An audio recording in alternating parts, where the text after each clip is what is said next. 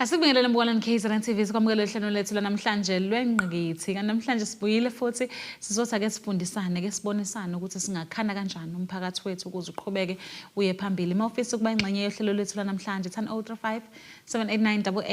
8855 nokuthola email kzntv.co.za. Angihambi ngedwa namhlanje ngihamba namaqhawekazi anamandla. Sizofundisana kwesinye isikhathi uyazi ukuthi makwakhiwa kuba buhlungu ngenxa yokuthi kuyaye kuwistini kanti angiqondile ukuthi ngikulimazi ingenxa yokuthi kuyakhiwa mama. Kuzokwenzeka namhlanje kuphuma amagama angahlali kahle kodwa kuyakhiwa kahle kahle ngoba inhloso ukuthi asakhane seyabantu besifazane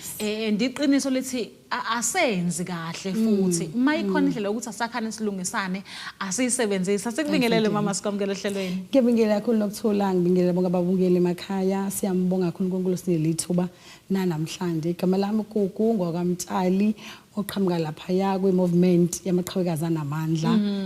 Nagina.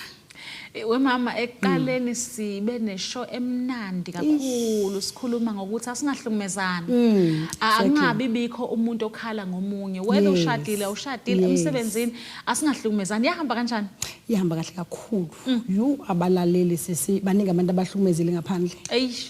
Ngenqamba manga ngabamba ama calls kwesikhathi kushaya u12 ebusuku omunye othi nje ngithi angitshontshe ngoba naku baba usehambilwe emsebenzini ncane ngikufonele nezingane seyilele kunje kuningi nokuthula kuningi okula ngaphandle okubuhlungu futhi silimazene wemama silimazene but ngithanda kakhulu isihloko esizokhuluma ngaso namhlanje njengoba sizobe sithinta indaba yama single parents. Kungenzeka ubaba oyisingle parent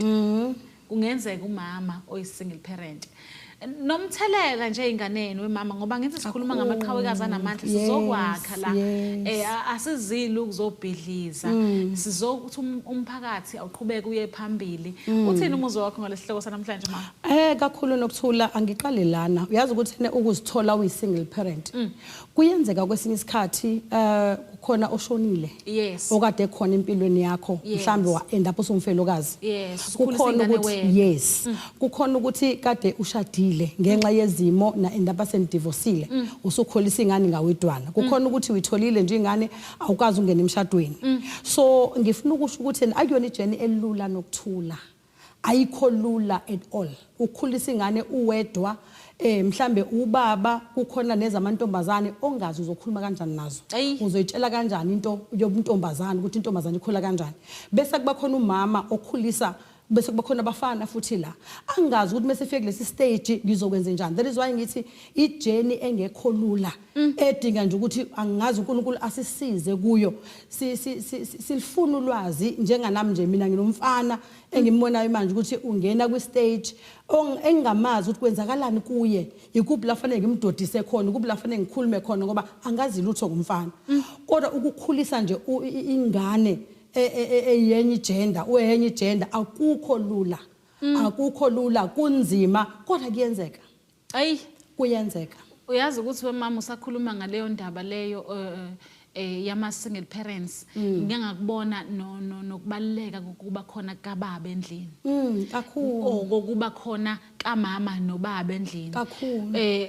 sike saxabana nomyeni wami ngingazi ukuthi fanele ngiyeke nini ukugeza nengane yami yomfana ethi muhlukana nokugeza phambi kwalengane and mina ngibona ngathi ngiyayithanda mangenza kanjalo yena ngoba umuntu wesilisa uyabona ukuthi useyayilimaza lengane esikhaleni sokuthi uthi uyayithanda. Angani yabona ke wena ube nenkinga fortunately kade khona ubaba ngithi what about loyana ubaba engekho ongeke aze abheke kade nanokuthi nokuthula sifika la singama single parent khona abanye basuke belimazekile abanye ba accept ukuthi ngikhulisa ingane ngingedwa omunye inhlungu yokukhulisa ingane yedwa azayithululele kuyona ingane alimazi ingane sisi ingane ithukwe ngobaba wayo obeyisahluleki ongenzi lutho ithi cela ukuthi engane uyihlo ukuthi nokuthi ngikhathazekile sisi ngesingle parent ngifuna ukuthi ngimtshele esekhaya ukuthi you are enough uphelele and uNkulunkulu kwethembile ngalezo ngane nokuthula nowadays uthola ukuthi ezinye ingane zize zidingiswe uthola ukuthi omunye umzali athene ingane mayikhala ithene umama unginikele kulobaba ukuthi angilale naye ukuze la ekhaya kuthola ukuthi kudliwe ingoba ubona ukuthi uyafaila ukukhulisa lengane eyedwa mhlawumbe unale pain yokuthi ubaba wayishiya ubaba wayena uphila kahle ushintsha imoto kodwa ingane yakhe la endlini iyalamba yes le enga ayizwiswa yiloya muntu ijikisizwa ilengane manje ela akukho lula sisi ukukhulisa ingane ngawodala kodwa kuyenzeka we've seen abanye ukhuluma indaba ebalekile mama mawuthi ugcina umuntu ekhipha enga ekhiphele enganeni omunye ezayitshethwa isilima njengoba bwakho exactly ngoba nakwahethwa ubaba wengane yonke lento iyakhela njalo enganeni awazi zokhula ibe njani lengane iyakhela sisi uthola ukuthi nasesikoleni ivika lezo zinto ezikanjalo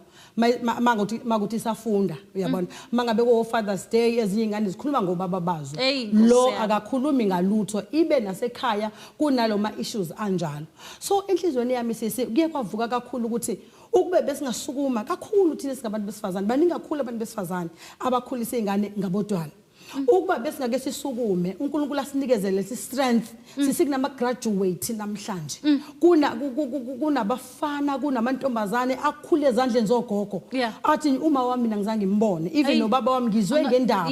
ukuthi ukhona but namhlanje ugogo ngemali empesheni ukhiphe igraduate nina ngifuna ukuthi abantu besifazane sisemakhaya ilento ngifuna ukubatshela in most cases aba appreciator akekho umuntu oba appreciateayo isikhathi siningi uthola ukuthi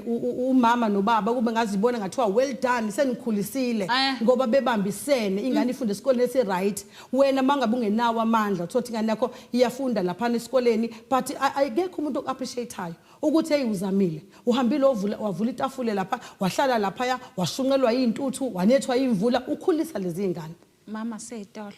Bolan KZN TV sikhuluma nama single parents namhlanje noma ngabe iluphi uhlobo olukwenze wagcina ukhulisa ingane wedwa seyitolo siyabuya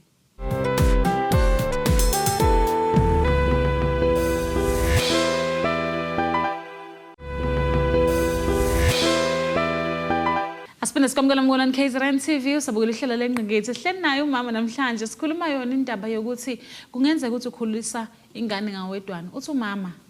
you are enough and lokho kunika ingane yakho kwanele wemama nansi ke inkinga isiqala yes sengibe enough ke ngazama ngayikhulisela ke sengikhuluma ngami mina okay ubaba okhona kodwa ongekho ngayikhulisa nganethwa imvula ngidayisa amakhekhe lapha erenke ngo4 ekseni ngenza yonke into inkinga iqala ekutheni uma umntwana esekhulile bese ehamba ecinga uyise bese ngiyithola ngasa appreciateki noma umsebenzi wami sekungathi awukho enough into esibalekile kuyisibongo sakhe singeke sikuvimbe lokho ngicela ukukhuluma iqiniso ngeke sikuvimbe lokho yeah kuyezwakala uma ngabe ukhule kukhona iside elilodwa lomzali yeah kuyezwakala and kunezinye izinto engifisa ukuyibuza kulomunye umzali mhlambe umama noma ubaba engikhule phansi kwakhe akangitsheli zona so ngiyafisa nje nanokumbona ukuthi umuntu onjani ngibuze omunye usuke efuna ukubuza ukuthi baba wayungishiyile wayungangikhulisanga ingoba ubungangidingi yini mina yayibona lonto nanokuthi usemdala kunezinto afanele azenze ufike kwistage mhlawumbe uthi akalobole kunezinto afuna ukuyibuza omunye akuphelela ukuthi uzobuza omakhelwana abuzo obaba bokomakhelwa abuzo omalume kube khona lento ukuthi ngathi ngingake ngibuza ubaba wami mhlambe nangemvelaphi yami sisi akukho wrong ukuthi uzohamba intombazane iyobheka mhlambe umama wayo ngoba ikhule nobaba ngoba uyamdinga nokuthi ambone iba khona lento sisi masukhulile kube khona ama challenges ohlangabezana nawo obona ukuthi yaboke manje ubaba ngiyamdinga ikhona lento ukuthi ubaba kabangakhona empilweni yami umama ubengekho empilweni yami okwakho ukuthi mrelease ngoba mhlawumbe uhethekile into engisho ukuthi mhlawumbe ukushiye nje wakulimaza and ukwipheni ukuthi lengane ke yagula lengane ke ngasola school fees ekhona eshintsha imoto engekho eduze kwami wena okwakho ukuze ukhulise lengane ungenayi enga olenhlizweni yakho zitshela ukuthi wena enough ukuthi ungakhulisa lengane ukhona uNkulunkulu sesayidini lakho ngeke uhluleke ukumkhulisa wemama omunye kuzothiwa kwami kuhlukile ngoba mina ngizalela indoda eshadile ngisingle parent ubaba ukhona akakwazi ukuba sempilweni yengane yakhe ngenxa yokuthi usave umshado wakhe Kusekunzima kakhulu ke lapho. I think nawe umuntu osifazane uhambile waye kulomuntu oshadile wathola lawo consequences nawe kufanele wamele ke phela ngoba ayikho into ezokwenziwa ubumbono ukuthi ushadile angithi ukhuluma ngomuntu kanjalo oyenje kumuntu eshadile umbona ushadile ayikho into ozoyenza phela lapho mafanele ubekezele nanokuthi uchazele ingane ukuthi ene ubaba ushadile unomndeni wakhe mabe kudinga ukuthi uvakashe uzohamba uyovakasha khona yabo futhi umndeni wakhe shuthi mina mama ngisiyo umndeni wakhe wena mama wengane angithi uyamchazela mama uthi kimi njengamanje mntanami ubaba wakho ushadile unomndeni wakhe ngithi mina mama futhi mina ngisiyo umndeni wakhe no uyena sisi uyiwona uyigazi lakhe kodwa phela fanele understand isimo kunomama nje phela lapha ya ngoba ngeke ngivumele sisingane yami ngiyithole kumuntu oshadile bese ahambe uyobhidliza umuzi wabo fanele bavumelane eqala bona bobabili if ukuthi abayilanda ingane yami should is their decision if ukuthi uyayondla ubaba uyondlela kumina yes it's fine kunzima kodwa fanele uaccepteke lokho ngoba uwena othathe wayifaka uyayibona leyo nto ngeke ngithi abaforce ukuthi bahlale nengane yami ngenkani ngoba angazi ukuthi ayizuhlukumezeka nekugcineni ngoba usuyisa kuloya mama mhlawumbe ungayi appreciate uyayibona leyo nto hlala naye yakhe khulise ngempela yakhe ngoba ubuwazi phela umbonile efaka irenki uyayibona lonto kunzima akukho lula uyabona nje kuleyo case akukho lula uthola ukuthi omunye kubaba akayondlike lento ishoyo ke mama yokuthi bashintshe imoto izingane zakhe zasemshadweni zifunda ezikoleni eziright zihanjiswa ngemoto ibuyiswa ngemoto bese kuthi le yami kuyinhlwa inkinga phela ngithi iqala la ukuthi njengoba sishadile nje thina sine budget yala ekhaya ekhona so uma sekukhona ke oseqhamukile eceleni wasephazamisa ibudget yala ekhaya uzocaca phela ukuthi sothi mase sikhulumile mhlambe nomama ke savumelana ubaba okhuluma nomama bavumelana ukuthi liyangane sizoyisupporta kanjani esiqhamuke sesivele thina sinenhlelo zethu eziyaphambili ngoba phela ngeke bazana fanele lento silimela iqiniso layo ngoba ufike vele umuzi lo ukhona wakhiwa ngeke ke konakale inhlelo zala ekhaya yayibona lonto indlela kade behlele ngayo ngenxa ukuthi nansi ingane lapha ayinikezwe lokho ezonikezwa kona futhi iaccept nawe mawayo accept leyo nto I think ukuthi uaccept fanele kuqale njengoba sithi namhlanje sikhuluma nabo mama noma abazali I think uaccept fanele kuqale kumina njengomzali yes okuyena ongaphandle ukuthi ngamukele isimo sami nengane yami ukuthi sikanje because ingane yami ayikho enye impilo eyaziyo vele izokwamukela lempilo esiyiphila la ekhaya yes and kunjalo nje kodwa if ukuthi ngizokhuluma ngiyifundisa ngiyikhombisa ezinye izinto ezingaphandle kuzoyilimaza and abanye bevele benze into ewesisi uthola ukuthi besemtholile ke lo mntwana usefuna ukuthi alweke nangengane alwe nangengane ube muncu sisumshado ngawe ofika abantu behleli behappy usukhona ke lo mphefumulo it's fine and ubaba wayo uyayidinga and uyacabanga ukuthi yonke lento esiyenzayo emhlabeni kwesikhathi wenza into angazi noma usungacabanganga yini uyacabanga ukuthi lo mphefumulo ongenacala osuzowukhulisa phansi kwale condition yokuthi nangu umfana wami uyamdinga ubaba wakhe mhlawumbe uyambona edlula ngemoto siyo ubaba uyathanda naye ngeilanga agijime adlale phambi kwababa wakhe uyathanda ukumbona ukuthi hawu mina baba sengidlala ibhola mina sengukuthi but ubaba is nowhere to be found une family yakhe lapha uyenza homework every day uyayizwa ke lo pain esiyenzeka kule ngane uyayibona lonto and uyazi ukuthi uma nje mhlawumbe engakafiki mhlawumbe ubaba uma ungena ebusuku namhlanje uphuma la ekhaya ngo5 mina ngaloso sikhathi fanele ngabe ngenza homework umama akekho ngicabanga ngithi ngicela uauntie noma ngicela ubani ukuthi akangisize ngohomework cabanga ukuthi mhlawumbe ubaba nje thisha nje mhlambe ngabe uyangenzisa homework uyayibona lo ipain leyo I think ingakho ngithi uwena mama ufanele uthi take a stand uhlale phansi nengane uyitshela ukuthi umama uthole wena ungikuthole laba beshadile angazi kodwa uzama ukuthi akusho mama because ngathi manje ngathi mina ngenze nakho ngizoshinta ngathi ngenza iphutha engathi ngenze into wrong angeke ngize ngikwazi ukutshela ingane yami lokho mama angazi noma ngichaza kahle uyayibulala kodwa sithandwa sami ke wena nje uyibulalayo ngoba ingako ke wena bonke ukwazi ukuyichazela ingane ukuthi isituation ephila phansi kwayi kanje uzoyiqinelela ke ukuthi hambe yekini hambe kubaba wakho uyabo ulukumlandelisa ngama call yayibona lonto ngama calls uzofuna ukulwa ngoba ufuna amalungelo wonke ingane yakho ufuna naye ihlale kule comfort zone abahlala kuyona lapha yana kuwena osukile wafuna angazi ukuthi usukufuna ukuyobhidliza vele ukuthi mhlambe mase ngimzalelile mhlambe uzongibheka kangcono ninkosikazi wakhe Seyitolo usuyaqinisa amagama Mbukelani KZN TV Sihleli nayo mama sikhuluma namaqhawekazi anamandla sikhuluma nobaba nomama bangama single parents noma ngabe umntwana utholakale kanjani uthi mama ungakwazi ukwenza kangcono manje uNkulunkulu ukuthembile nothembe wena wedwa ngalengane Seyitolo sebuya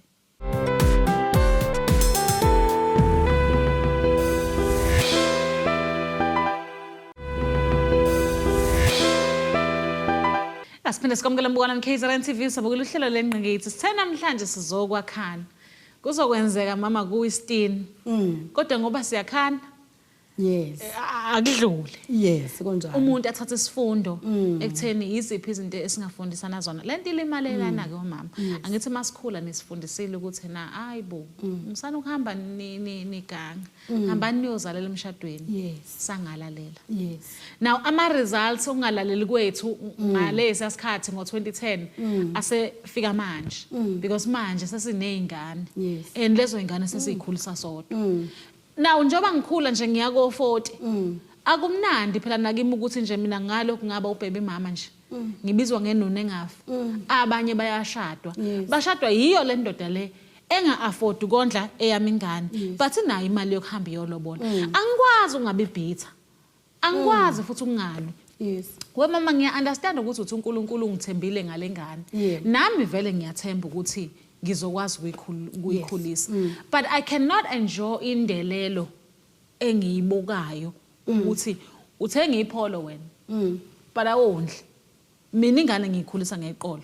so kuyazenzakalela ukuthi ngibe bitter hayi nanokuthi khona ieffort engiyifakayo okay yibona yes Yeah, ngiyakuzwa nokuthula but I think ezinye izinto uma zenzeka empilweni zisifundisa isifundo. Siyafunda endweni eningi. Even nangama mistakes ethu. Uyayibona lonto. Angithi manje umtholile vele ubungakashadi. Nangoku siyakushiya usiyothatha abanye abantu. Akayondli naningane. I think that is why kukhona no maintenance.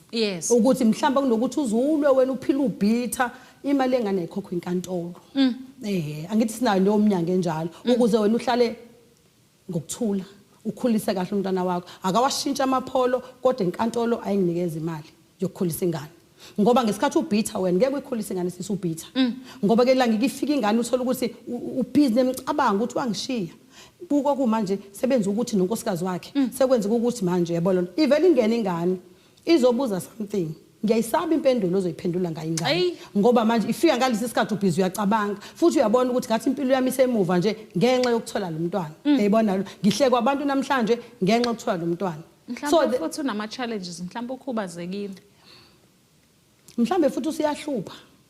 sengene kuma drugs yes usiyahlupha manje and uyadinga ukuthi ngathi ngabe khona ivoice kababa yes and ayikho usithathaphi yazi nje ukuthi ayikho sisi lento iyafana nakuba felokazi yaboma uhanjelo umyeni mhlawumbe ingane sencane engakayiboni ikhula kufika kwi stage la zihlupha khona ongabuye ekhaya osenezwe selibhodlayo uzothi hawu mama ungeke uyayibona lonto ususele wedwa nalezi ingane ayikodwa sesingeke ukuthi lento mangihlehla ngibuka bakhona ogogo sisi ogogo awuthothi usoft akwazi ukuthetha kahle but ubakhulisile abazukulu abawu5 beshiwe indodana nendodako exactly why singabukeli kuboke babakhulisa sisi bengekho bitter instead ukwangathi bayabatotosa bekhona mhlambe nobaba ke babakhulisa ngempesheni uyayizwa lona that is why mamazi namhlanje uthola ukuthi in nowadays uma ngabe isibona intombazana ukuthi engazi ukuthi manje nengane iyangibambezela uyayithatha ayoyidampa la idampa khona uyayizwa lonto uthothi amsekho empilweni yengane ngoba uyabona lengane iyangibambezela kanti kube bezoqinisela iminyaka nembalwa ayifundisa ingane ihambe etheshara aphumeke empilweni yakhe hambe eyiphile impilo yakhe makuthi usayoqhubeka but asingenzi ingane zikhokhe amacala obaba bazo zingathukwa ngokufeyila kobaba bazo ukuthi wayiphuza isidakwa uzalisile na ingane isikhona kodwa khulisa ingane ithi inkosi angazi maybe lengane ngikhulisayo udokotela maybe lengane ngikhulisayo ngelilanga yoba ukuthi yazi ukuthi nalo mentality enjalo uhlezi ukhuluma la umagama phezulu kwaleyo ngane yakho the more ubona into enhle enganeni eshiwo ubaba uya ngokuyo uyayithanda nawe uya ngokuyo uyakufisa okuhle kuyo awuzuyibiza ngengane ezalwe ekhaya ingane esihlahla lamagama akhona abizwe ingane namhlanje ifuthi ngayifili ingane ukuthi yabo nje nginoma eyedwa uba bengekho hayi angisamdinga wena noma kuthiwa ngaqhamuka ngoba uma uyikona konke kodwa mawulokho njalo uvula leya gap kababa even empilweni yengane uyayilimaza even kwayiyona okunye ke wemama ke esiya sizama ukwenza ke abantu besilisa nabantu besifazane because siyayisaba lempilo yokuba ama single parents sigcine ke manje ingane uintroduce kulona uhlukane nalona uye kulona nalona uhlukane nakulona ithi ifika ku18 mhlawumbe yazomama bawu12 moyo ngcwele noma yazobaba bawu12 ngoba ngiyasaba ukuba ngedwa naye ngiyaxolisa ukusho lokho sisi ukuthi ingane eningi namhlanje ehleli phansi kwama bridge ehlele emigwaqweni ezihamba ezigqekeza emzini yabantu yingane eziphuma phansi kwaleyo environment enjalo uthothi kufika lo mama unolaka kufika lo munye asabathe uyazama uyakhopha ungakhohlwa njalo ingane ayisheshi kalula ngisho usukhulile ukukhohlwa nje ukuthi umama wakho kwakubani angiphathi ke mase kufika omunye umama eselethwa la ekhaya ezo introduce ukuthi uyena maweni lo vele kuvuka kakhulu ngiyacabanga isilonda salo hambile ngenzeka khamba ubaba noma khamba umama sivele sivuke kakhulu leso silonda ukuthi kambe vele uma anginaye uyabheka kathi ukuthi kazi lo ofikile uzongiphatha kanjani akukho right akujwayelekile ukuthi izingane eziphila kuleyo mpilo ukushintsha kobaba nokushintsha komama mhlawumbe imini wesifazane ushintsha ubaba la ushintsha uyayibona lona ngoba abafani nabo omunye uzofika la umudi mengenela isithi uzohlala thina naye ingane zami sambize emakameleni uyayibona lona and angizazi ekugcineni ukuthi yini akade ibhlungu esikoleni yini enzekile yini abafuna ukuyikhuluma nami ngoba manje mase kufike lo baba fanele kube yimina naye izingane zami ke manje zibe isolated lapha ya uyayibona lona so kuyazilimaza Mbokolani KZN TV kunzima ngempela lesihloko esisithinta namhlanje leso sama single parents but okunzima kakhulu is how we got into being ama single parents and indlela esingamukeli ngayo okuyona limaza ingane seyitolo siyaboya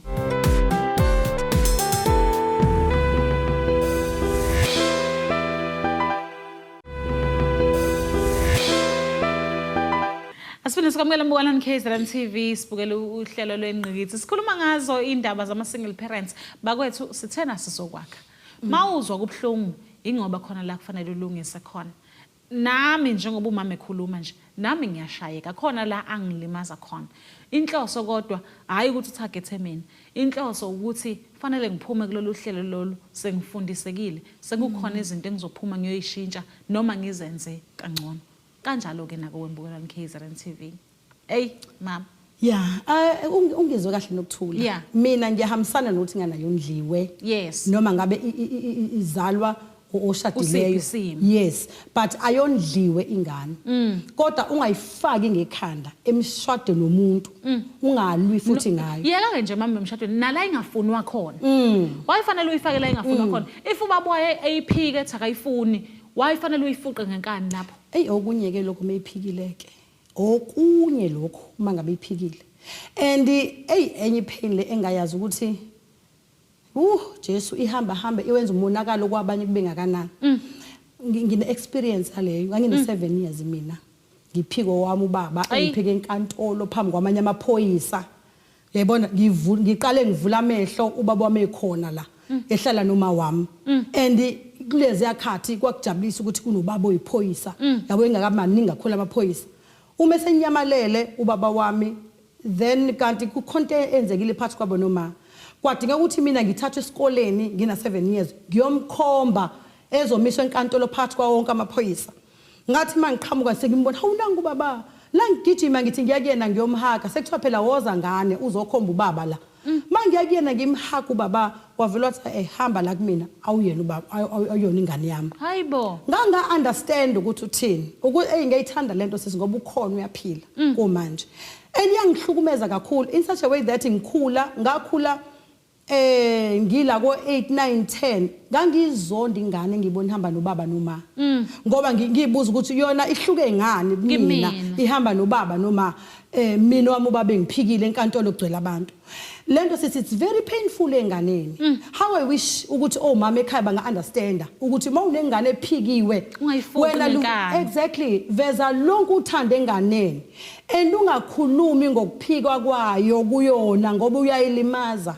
futhi ungaluba umbheco baba wayo oyiphikile kuyona mukhiphe totally wena dlala indima yakho konke kwesisikhathi bakune meeting esikoleni makubiza ukuthi ucele emsebenzini ushaya isick leave leya ngampela uthi uyagula ngoba uyomela umntana wakho ngoba ufuna ukuba yikho konke kungafika abanye obaba beyomeleze yabe ingane bese le yakho kuvuka leya pain wena njengomuntu osifazane lwela ukuthi pain yengane ayingavuki ngenxa yokukhuluma kwakho nangenxa behavior yakho ukulimazile yeso ayiphika ingane kweyakhe wena ke zama indlela i-revenge iyavela kuNkulunkulu sisi akusiyona yethu yes hayi impindisela kusiyona yethu mama and yazi ukuthi kade sisakhuluma nje la kade sisayithola ukuthi kuyenzeka ngempela lento iyayilimaza izingane omunye wabafethu uyasho ukuthi ingane wayizwe ikhuluma phandle yathi anisike phansi ngendaba yobaba ingane encane 5 years ukuthi engakhuluma leyo nto iyasho lento ukuthi omama bathule emlonyeni and kubhlungu sisi kubhlungu ngoba yona yazilutha ayinacala kuyona yonke lento ayinacala yona nina nilethe emhlabeni nje sekufanele ithwala icala likabani kwesisikhathi uthola ihlala kuboka babakhe ithwala icala mhlambe kumamncane wayo ngecala likama wayo uyayibona lonto ayi and iyona lento guys iyona lento edala ingane alidubi ikhaya athi ngeke ngihlukumezeke kanje ngeke ngilibe ngithukwa kanje mina ngobaba ongekho empilweni yami angcono ngihambe ngoyibhemela ihunga lapha yana in most cases sisabantu abalaphana abayanga nje ngoba beyizigangi noma befuna ukuyiphatha izimo esemakhaya la kuvalwe khona iroof kungabonakala inkulumo ezilanga phakathi ekhaya nezinto ezenzekayo umzali wayo izalayo uma ngabe engekho esele nalo oyi step father noma step mother izinto ezenzakalayo ziyalalwa ezinye zilalo step father umakazi ancamela ukuphuma ayodayisa ngomzimba straight nothi ngilobe ngilalela ngoba ngeke ngikwazi ukumtshela uma mhlawumbe mayithi ngiyazama ukukhuluma noma uma kangikhona ukuthi wena uthatha into emfishane ukuthi wena kukuthi nokuthi uyayibona lonto saza salimaza ingane zethu kakhulu sisi kakhulu zilimela ingane yabo mahle kusohlala uhlala nama teenagers mhlambe 14 kuya ku 25 ipain lapha ya ngeke abanye bathola amagama abhlungu akhulunywa abazali bathole lawo magama and ama cases phezulu kwempilo yabo yes indaba iqhamuka kuphi ukuthi wena uzalwe kanjani omunye utholakale ngerape uyabona ahlala etshela ngangivele ngakudingi wena ngangivele ngakuhlelanga wena ukuthi ube khona uyayibona manje angimazi ubaba wakho exactly there is no need ukuthi utshela ingako ngilinganise ngogogo baba ngancamba baphumamba okhimfini uma kungekho ukudla kodwa unaloko angithi ngifa lengane isisebenza ake sibe nalo mentality ukuthi ekhona engekho akathi ayibona igraduate yes angabe ifailure nami ngenxa ukuthi ungenze kabuhlungu kanjeyana ake ngithi ke ushonile kumnyeni nakuke sengihamba ngibamba ama piece job nyana ke befika nalala ekhaya emzini wami kuphithizela nje ingane zami uyabona sisazi ukuthi kahle ubani obaba la ngoba kade sibona loyana 6 months back kuloku sekulo omunye futhi lohamba ngemoto futhi ngathi uyena odla imali kamana nje kakhulu uyayibona lona hey bazalwane ziningi izinto esilimaza ngazi ingane that is why siyasithi masikhuluma kumaqhawekazi mhlambe na ukuthi sikhulume ngabantwana abahlupha kakhulu nathi kusesikhathi siyaba umthelela wezingane ezihluphayo uthothi ngimdala ngingaka ibehavior yami phambi kwezingane zami Alukho luhle abalibonayo nabalifundayo the way engikhuluma ngayo ngomakhelwane the way engikhuluma ngayo ngabazalwane ngothisha ekoleni indlela engiyona sisingane zibuka wena lapha mkwazo zazi ukuthi yonke into mayenzayo iyona nathi fanele siyenze ngoba zifunda lapha mkwakho yebo sihlala nothisha esikoleni kodwa okuningi zikufunda la kuwena indlela okukhuluma ngayo indlela obingela ngayo ziyakubona unaze emotweni ngesikhathi uqeda ukumbingela uthi hayi vele sicefe lo usutshalile njalo umkhulisa kanjalo ukhulisa yena kanjalo khali ifone ubamba ifone hawu hoye kunjani sithandwa sami hey baby girl ngiyaphila okay ke kunjani mawuvala ifone yazi le njani kusho wena phambi kwazi babonza wenza kanje vele ibona lona seyitolo mama bona KZN TV seyitolo siyabuya masibuya sobe singena esigabeni sokugcina sohlelo lwethu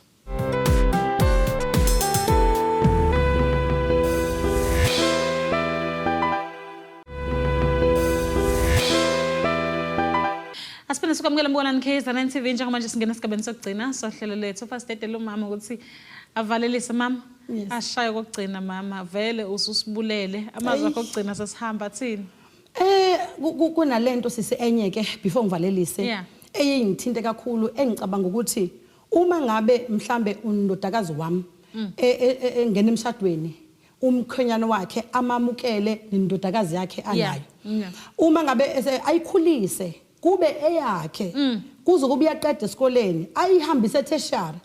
lo baba stepfather avela ubaba phezukwale ngane ngoba undodakazi wami umtshela ukuthi akaza bekhona empilweni yakhe bese iqala lana ke ubuhlungu ofanele buzoyela ubaba stepfather uma ngabe le ndodakazi yendodakazi yami isigana mayisigana ke sekunomthetho wesizuluko sefanele ungene manje othi fanele kube ubaba wakhe othola zonke izinto zakhe what about lo omkhulisile wahlala naye wamaze egula wamaze egugelwe icathulo wamaze ukuthi school fees imalini ongakaze enze lutho even before yena afike amanye ama challenges esibhekana nawo engafisa mina ukuthi uma ngabe indodakazi yami iyongena emshadweni umkhwenyana amukela le ndodakazi kuhlalwe phansi kukhulunywa ukuthi ngoba ayizuhlala ina 4 years lo mzukulu wami ngelila ngizoba na 25 qhamuka ubhuti athi uyamthatha siyokwenza njani ke thina as ifamily uma ngabe sekufanele kuvumba kubaba okade engekho lona akabeke eceleni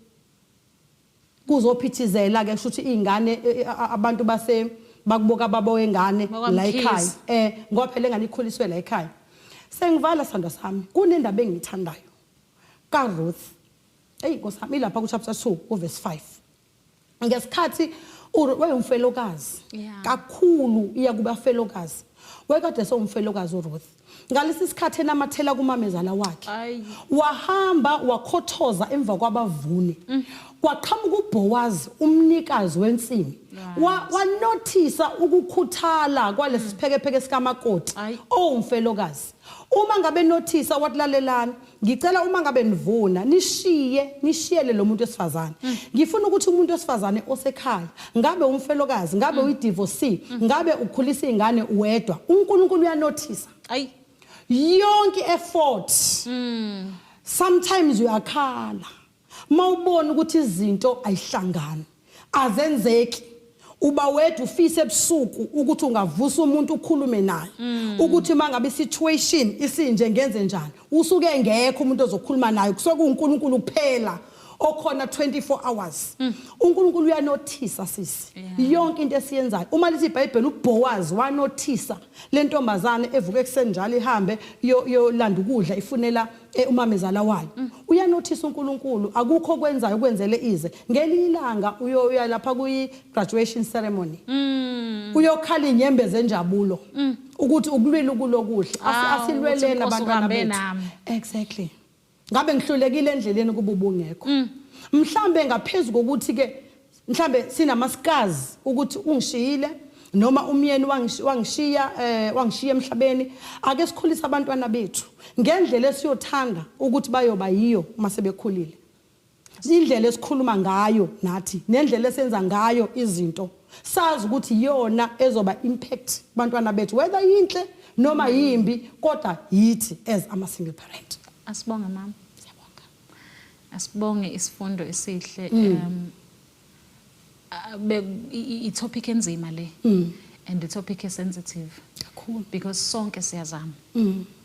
kwesinye isikhathi siyazama sihluleke Inkosi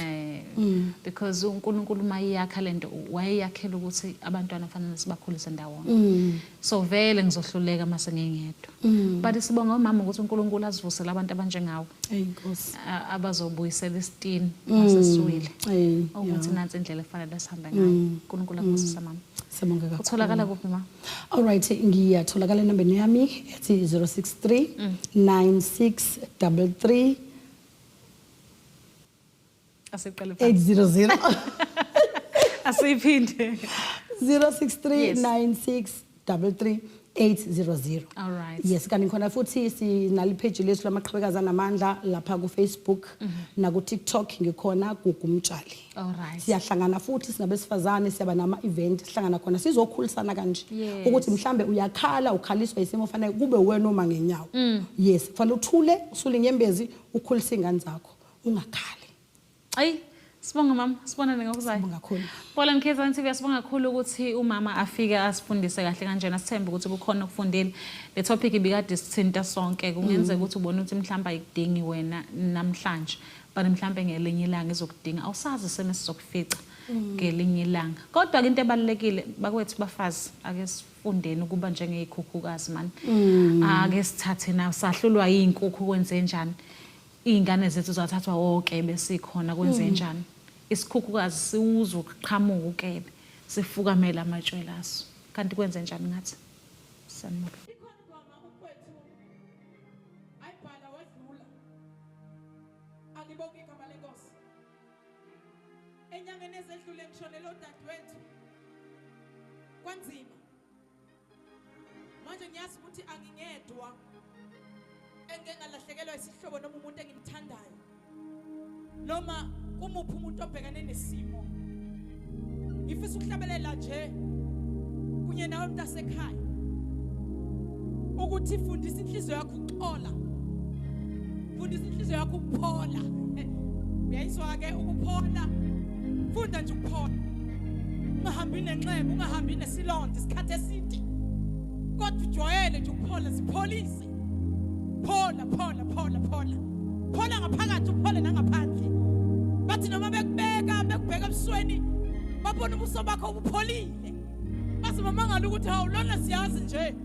ukuthi akakami kahle kanti sawuphole ngaphakathi waze waphola nangaphandle mangifuna sisho lento nhlanganisa abafowethu lapho sibona ukuthi siphuma nani noma kubhlungu Nkosi yami inhliziyo yami yaqaqamba ngiphi isibindi baba wami ukuze ngikwazi ukuthethelela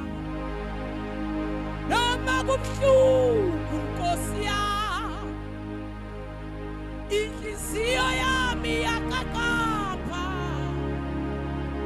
ngiphi isibindi baba wami ukuze ngikwazi ukuthethelela Jehova Elohim police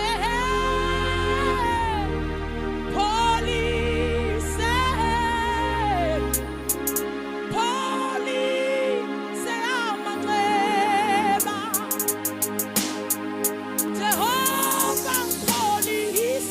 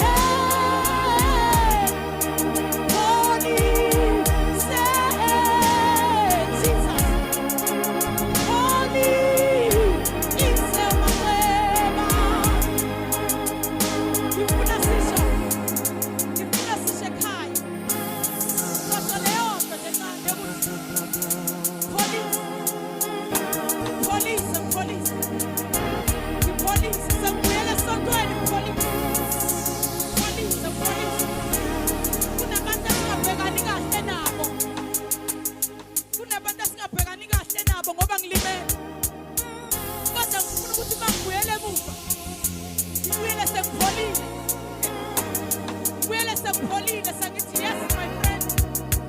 yes my father, yes my mother. Ngemalile kodwa manje ngipholile. Oh Nkosi yami kodwa bafowethu kulungile yini? Jehovah, Elohim, Police, Jesus, Police, Hallelujah, Police, Jesus, Baba Mlimene, Police, Jesus, Police, Baba Police, Isamakeba, Ilinya Sangabantu, Bonengathembayo, Police, Jesus, Police, Hallelujah, Police, Isamakeba, Ilinya Sangabantu, Bonengathembayo, Police, Isethesu, wena Police, Police, Jesus, Police, Isamakeba, Ikhaselwe engabantu,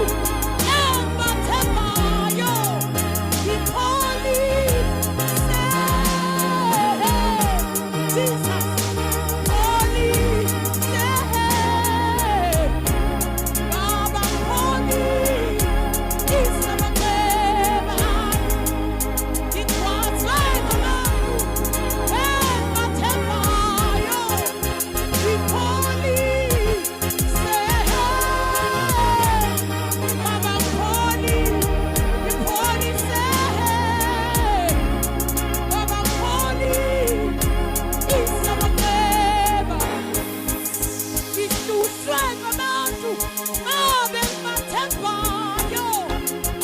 Police, Jesus,